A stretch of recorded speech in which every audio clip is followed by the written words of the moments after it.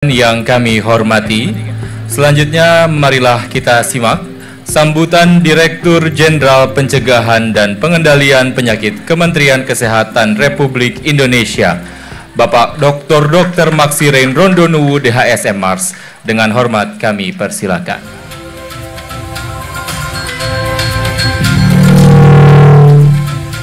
Assalamualaikum warahmatullahi wabarakatuh. Salam sejahtera bagi kita sekalian, Om Swastiastu, Namo Buddhaya, salam kebajikan. Yang saya hormati Pak PJ Gubernur Banten yang diwakili oleh Kadis Ketahanan Pangan.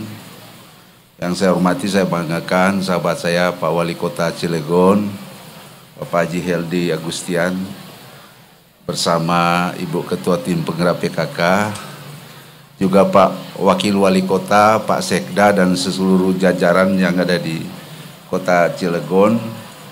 Yang saya hormati, yang mewakili Kementerian Tenaga Kerja, Kepala Biro KSLN, juga yang mewakili Dirjen Bina Pembangunan Daerah, Kemendagri, Forkompimda Kota Cilegon, serta yang mewakili juga Kementerian Desa, Pembangunan Desa, dan Kementerian PDTT, juga Ketua Koksi atau yang sudah diwakili Pak Sekjen, serta pengurusnya. Dan yang saya hormati, saya banggakan ini Ketua Himpunan Ahli Kesehatan Lingkungan di Pusat, Prof. Arif bersama sekjennya dan jajarannya, dan yang saya hormati para akademisi, tim pakar, dan seluruh mitra pembangunan air minum dan sanitasi, dan para komunitas peduli air lingkungan se-Indonesia, juga teman-teman sanitarian yang ada baik hadir langsung maupun yang ada di virtual di seluruh Indonesia. Juga ya yang saya cintai, Ketua Dharma Unita Persatuan di Dirjen P2P, beserta pengurus yang hadir.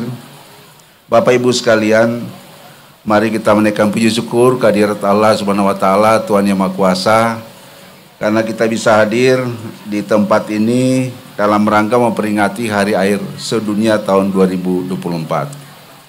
Saya mulai dengan pantun dulu, ya. Sungguh indah pohon sengon, dihiasi rantai emas dan berlian. Sungguh bangga saya ada di Kota Cilegon, berjumpa Bapak Ibu sekalian. Bapak Wali Kota, saya ini karena Bapak datang ke kampung saya, jadi saya pasti datang lagi. Ya, terima kasih Pak Wali Kota dan jajarannya atas ketersediaannya untuk menerima kami dalam rangka Hari Air Sedunia yang dilakukan secara nasional di Kota Cilegon. Ya. Tentu tadi sudah banyak disampaikan kenapa pentingnya air di dunia ini, sehingga ada Hari Air Sedunia. Tadi disampaikan dari rilis PBB setiap tahun dirilis terkait masalah air.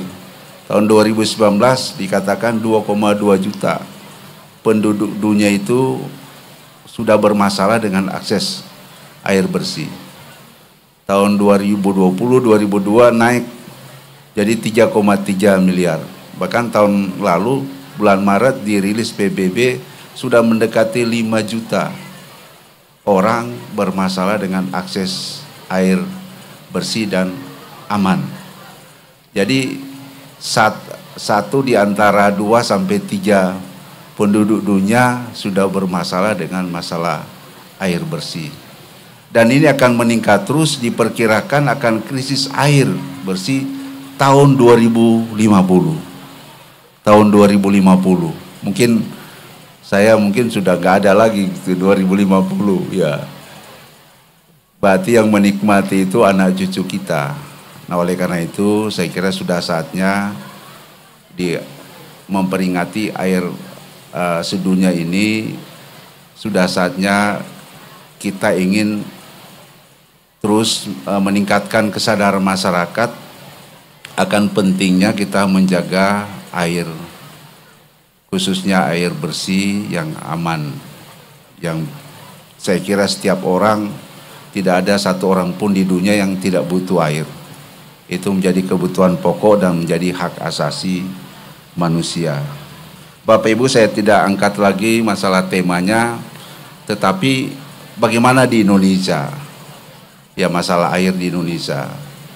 Tadi ada survei kualitas air minum rumah tangga, ternyata di Indonesia ini masih sangat jauh dari harapan yang kita inginkan. Masih 11,8% masyarakat kita menggunakan air minum yang aman. Berarti 80-an% masyarakat kita masih minum air yang tidak aman. Nanti orang tanyakan, sudah banyak air isi ulang. Betul, air isi ulang kita itu perlu diperkuat surveillance-nya, karena saya dapat data dari Pak Anas, itu lebih dari 40-an% tidak aman ya untuk kualitas air, terutama air isi ulang. Masih banyak E. coli. Kita lebih dulu bakteri yang utama yang menyebabkan banyak diare yang kita ukur itu bakterinya E. coli. Jadi ya mungkin bukan cuma di desa, di kota pun kita saat ini menggunakan air dengan kualitas yang tidak aman. Nah, oleh karena itu penguatan-penguatan di lapangan, karena tugas Kementerian Kesehatan terutama dalam pengawasan kualitas air. Masalah air bersih aksesnya itu tugas tupoksi utama tentu dari PUPR dan juga tentu swasta, masyarakat. Tapi kita Kementerian Kesehatan saya kira kita perkuat pengawasan air bersih, air bersih dan aman.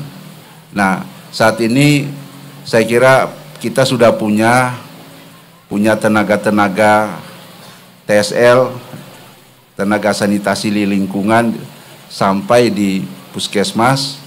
Saya kira ini Pak Wali Kota perlu didukung agar supaya masyarakat perlu kita jamin, karena ini menjadi kebutuhan utama bahwa air yang kita konsumsi itu betul-betul aman, karena menyangkut masalah kualitas hidup, kualitas anak cucu kita generasi ke depan, apakah mereka bisa hidup sehat. Mungkin sehari-hari kelihatan sehat, tapi pengaruhnya terhadap kualitas air, masalah lingkungan itu sangat berpengaruh pada derajat kesehatan.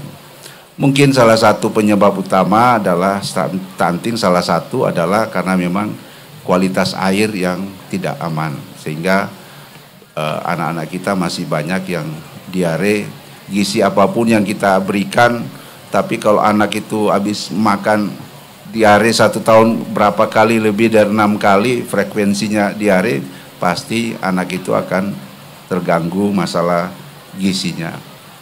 Oleh karena itu sekali lagi kita Kementerian Kesehatan berupaya mulai 2024 ini untuk surveillance kualitas, untuk pengawasan kualitas air bersih yang aman ini kita lakukan di semua provinsi, 38 provinsi di 514 kabupaten kota.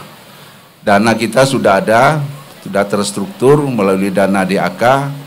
Teman-teman di Dinas Kesehatan sudah bisa membelanjakan terkait dengan terutama masalah reagen air untuk alat-alat alat-alat untuk pemeriksaan kesehatan lingkungan sudah kami siapkan di puskesmas. Ya, Pak Anas, mudah-mudahan di Cilegon semua puskesmas sudah 100% ya.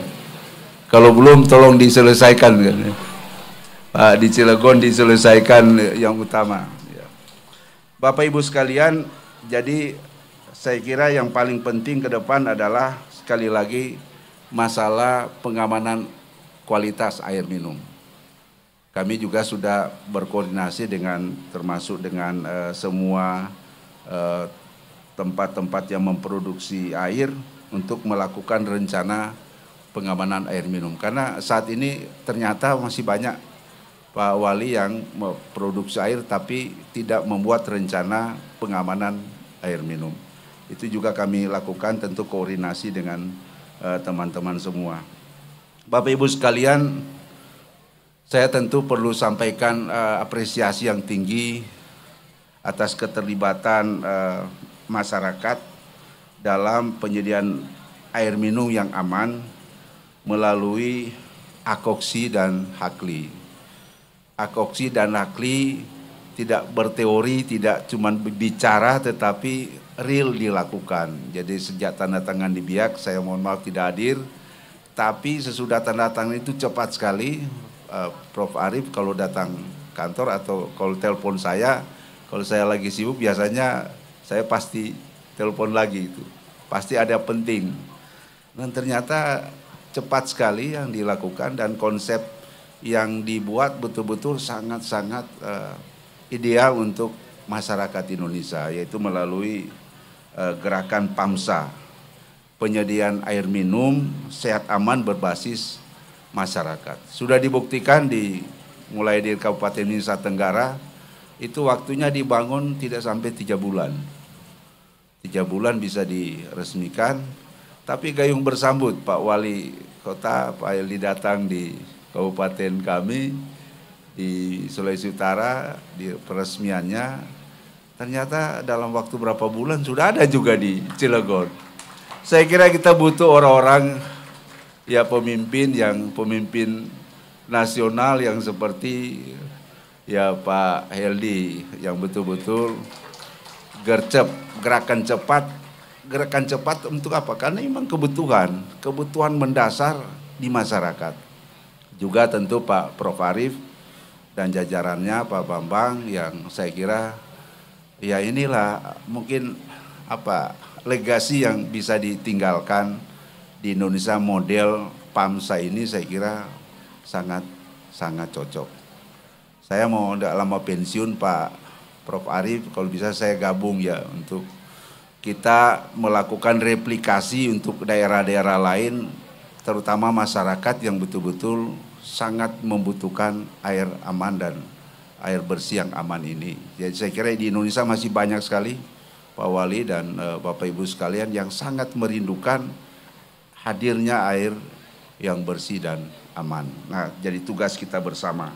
Oleh karena itu, akhir kata kami, saya akan selalu ingin bekerja sama, berkolaborasi, dan tentu menyampaikan apresiasi yang tinggi, terima kasih kepada mitra-mitra pembangunan yang ada, khususnya Hakli, Akoksi, IWOS Tangguh, YPCCI, WVI, dan juga dari Water Organization yang sangat-sangat mendukung terlaksananya hari puncak peringatan Hari Air Sedunia pada hari ini.